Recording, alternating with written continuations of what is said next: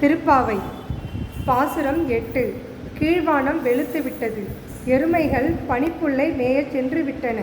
நோன்பு நீராட புறப்பட்டவர்களையும் உனக்காக நிறுத்தி வைத்து உன்னை அழைத்து செல்வதற்காக உன் வீட்டு வாசலில் வந்து நிற்கின்றோம்.